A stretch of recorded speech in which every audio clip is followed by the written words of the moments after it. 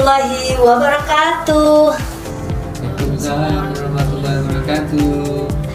Alhamdulillah baik, kami dari CGP Angkatan 7 dari Kabupaten Jember akan melakukan praktek kucing untuk tugas demonstrasi kontekstual modul 2.3. Nah, pada kesempatan kali ini saya Irmawati selaku observer pada kesempatan kali ini, dan rekan saya Ibu Wahyu sebagai coach dan Bapak Bagus sebagai kucing.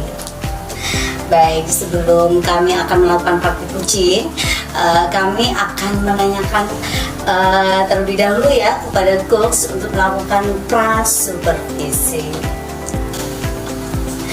Assalamualaikum Bu Wahyu. Waalaikumsalam warahmatullahi wabarakatuh. Bagaimana nih kabarnya Bu Wahyu? Alhamdulillah baik Bu. Seger banget nih ya, kelihatannya lagi cerah ceria ya. Alhamdulillah secara hati. Oke, iya. baik. Wah, alhamdulillah. Ini kita akan melaksanakan praktek kucing ya, Bu Wahyu ya. Ibu Wahyu sebagai coachnya. Nah, tentu ada persiapan yang udah disiapinnya. Saya akan menanyakan hal-hal yang akan disiapkan oleh Bu Wahyu nih. Boleh nggak? Boleh, Oke, terima kasih Bu Wahyu. Baik, yang pertama yang akan saya tanyakan nih, rubrik penilaian seperti apa ini untuk percakapan kucing kali ini? Jadi sore ini saya ingin melakukan coaching dengan Pak Bagus sebagai coach, menggunakan alur tirta itu. Menggunakan alur tirta. Ya, alur tirta itu kan terdiri dari tujuan, terus yang identifikasi, rencana aksi, dan tanggung jawab. Ada 4 ya dari alur tirta tersebut. Baik, dari kompetensi kucing apa nih yang akan dikembangkan oleh Ibu Wahyu sebagai coach ya? Jadi kompetensinya itu ada 3 ya Bu, yaitu kehadiran penuh, terus yang kedua adalah mendengarkan aktif, sama yang ketiga adalah mengajukan pertanyaan tertutup. Menunjukkan pertanyaan tertutup. Baik, dari bagian kompetensi mana nih yang secara spesifik yang akan dikembangkan oleh Ibu Wahyu sebagai coach? Jadi yang saya ingin ajukan adalah pada bagian 2 Bu, yaitu mendengarkan secara aktif. Mendengarkan secara aktif ini yang akan dikembangkan ya dalam proses kucing pada kali ini ya. Baik, indikator ketercapaian dari tujuan pengembangan yang diinginkan nih. Ya, tentunya dengan dari mendengarkan secara aktif dulu, nanti harapannya saya itu akan memunculkan ide-ide untuk menggali potensi dari si kucing. Jadi Itu. Jadi fokus kepada kata kunci yang akan disampaikan oleh kucing ya. Wow, strateginya luar biasa sekali. Penuh persiapan nih ya. Oke, baik, udah siap nih ya. Baik. Wah, alhamdulillah nih ya, udah siap nih. Ibu Wahyu sama Pak Bagus nih akan melakukan praktek kucing. Iya, siap. Oke, siap. Baik, saya sebagai observer akan mengobservasi ya kegiatan kucing kali ini. Silakan Ibu Wahyu dan Bapak Bagus. Ya, terima kasih Bu Irma atas kesempatannya. Assalamualaikum Pak Bagus. Waalaikumsalam Bu Wahyu. Bagaimana kabarnya sore ini? Sore ini lumayan melelahkan. Oh, kenapa kalau boleh tahu Pak? Itu masalahnya.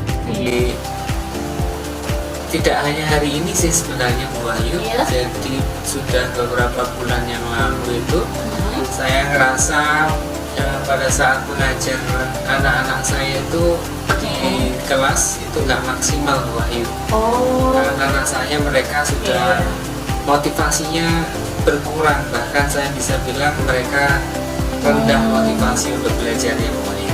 jadi motivasi anak-anak rendah ya Pak ya? Iya betul Oke, sekali. dengan adanya kucing kali ini harapannya apa sih Pak Bagus yang ingin mau disampaikan, ingin tujuannya itu apa sih?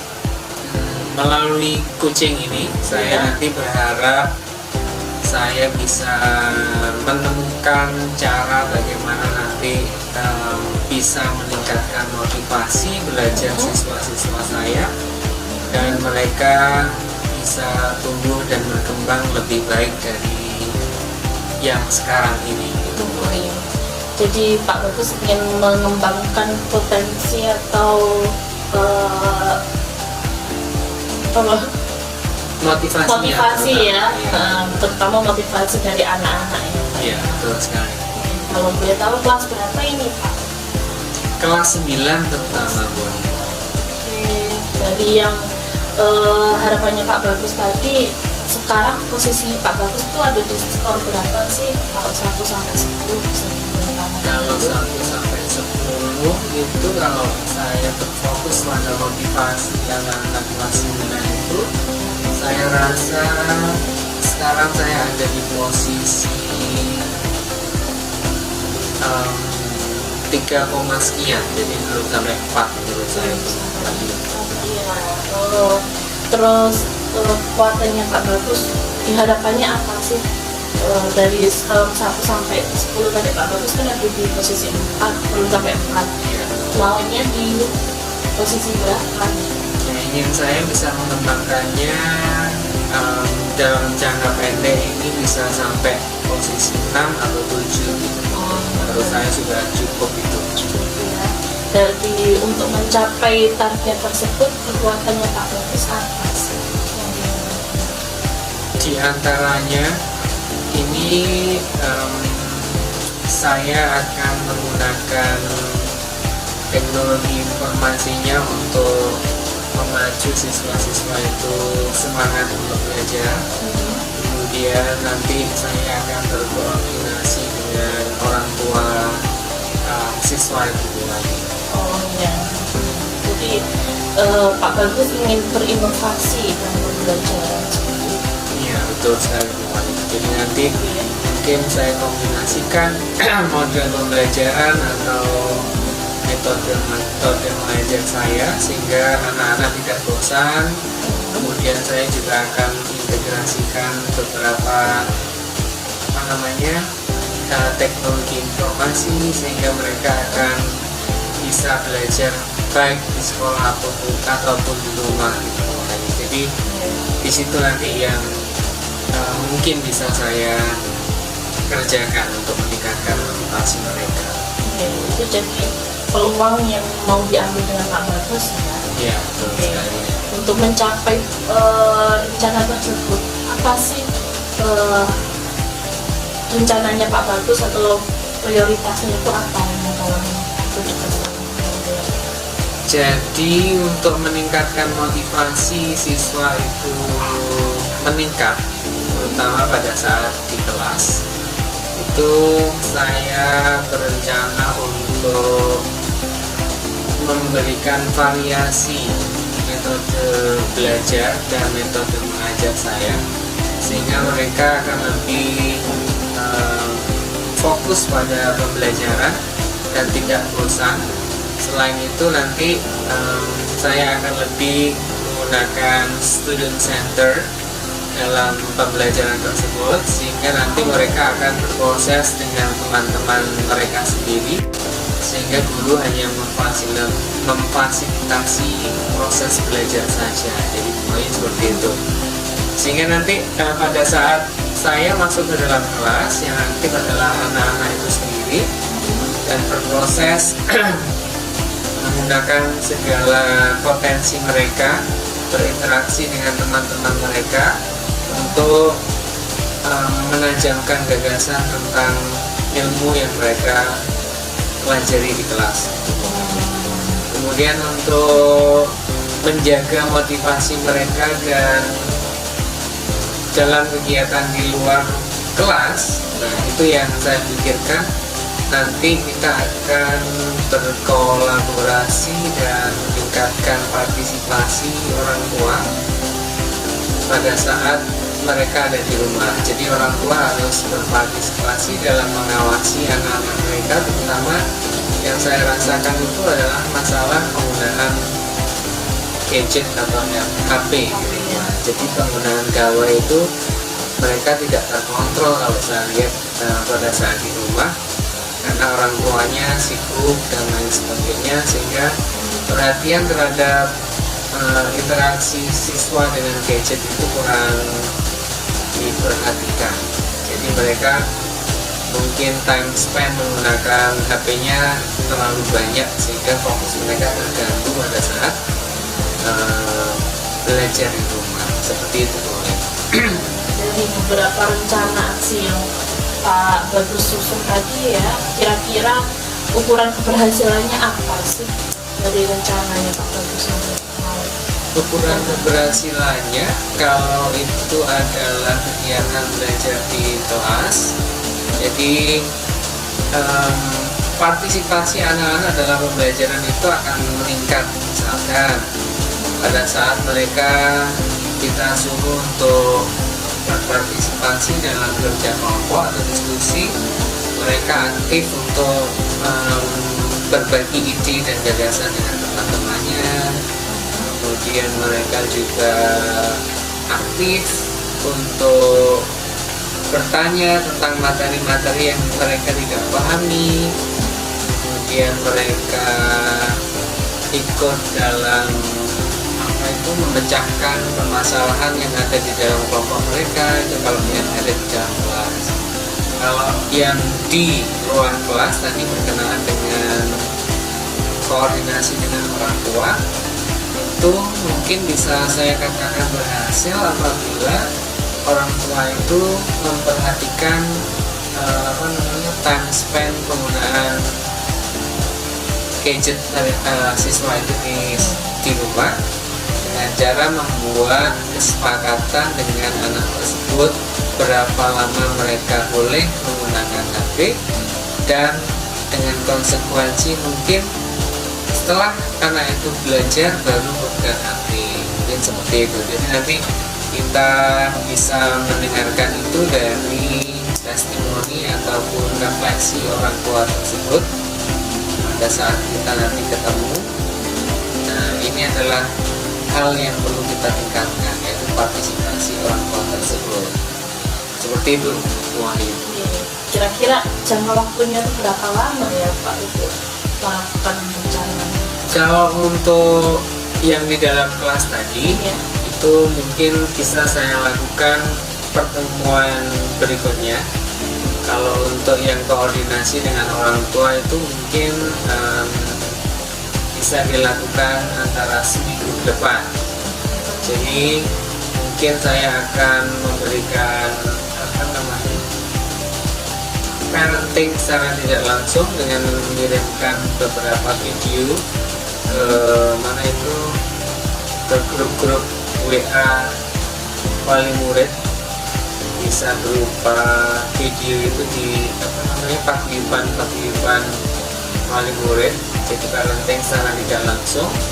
Kemudian kita akan minta mereka dengan mungkin bisa berpartisipasi dalam paguyuban itu, dengan ibu-ibu atau bapak-bapak yang tergabung itu bisa saling tukar pendapat. Jadi mungkin itu sekitar 1 minggu atau 2 minggu ke depan. Ya. Oke, untuk dari rencana aksi tersebut, apa sih komitmen Pak Bagus terhadap beberapa rencana aksi yang tadi? Ada yang parenting, ada yang inovasi, pembelajaran, itu apa? Jadi komitmen saya itu adalah bahwa pendidikan itu bukan tanggung jawab sekolah saja. Jadi anak-anak harus menyadari posisi mereka dan peran mereka. Orang tua juga harus berpartisipasi dalam pendidikan tersebut, dan sekolah mempunyai tugas untuk mendidik anak-anak tersebut. Jadi 3 pihak inilah yang harus bekerja sama. Jadi kesadaran mereka dan peran sekolah itu sangat kita perlukan untuk membangun ekosistem pendidikan tersebut. Jadi dari komitmen tadi kan tentunya Pak Bagus gak sendirian kan, ada beberapa yang Pak Bagus akan libatkan. dalam membantu Pak Bagus menjaga komitmen. Kira-kira siapa aja sih Pak yang dapat kerjasama? Yang bisa diajak kerjasama tentunya seluruh dari apa namanya ekosistem sekolah itu sendiri, yaitu guru, tenaga kependidikan yang ada, kepala sekolah, beserta muridnya, kemudian ditambah dengan orang tua serta stakeholder yang ada. Jadi mungkin orang tua bisa memfasilitasi kita bagaimana nanti kita berkomunikasi dengan mereka dan anak-anak mereka, serta mungkin nanti kita bisa mengembangkan aplikasi gitu, sehingga aplikasi itu memudahkan kerjasama kita dalam mengawasi perkembangan anak tersebut secara real time. Jadi bisa menggunakan aplikasi tersebut, bagaimana nanti mungkin orang tua akan bisa memantau perkembangan pendidikan anak mereka secara real time. Kalau ada tugas, orang tua tahu, siswa tahu, sehingga mereka nanti bisa saling mengingatkan. Jadi nggak ada tugas yang terlewatkan, seperti itu dulu. Tadi kan juga sudah ya siapa aja yang terlibat, terus tindak lanjutnya juga. Kira-kira dari pertemuan kali ini Pak Bagus menemukan apa sih yang ternyata ada di rencananya ke depannya itu gimana? Baik. Jadi dari pembicaraan kita tadi, saya lebih memantapkan tentang aksi yang bisa saya lakukan untuk meningkatkan itu, diantaranya yaitu saya akan memvariasikan metode pembelajaran saya dan juga memvariasikan tentang media pembelajaran saya, kemudian juga meningkatkan motivasi itu dengan mengajak peran serta orang tua tersebut dalam memotivasi dan juga dalam mengawasi anak-anak mereka di rumah. Dan mungkin nanti kedepannya bisa kita kembangkan aplikasi yang bisa menghubungkan ketiga elemen ini, sekolah, anak-anak, dan orang tua, sehingga kita saling berkomunikasi dan sama-sama untuk meningkatkan keberhasilan pembelajaran atau pendidikan yang ada. Seperti itu, Bu.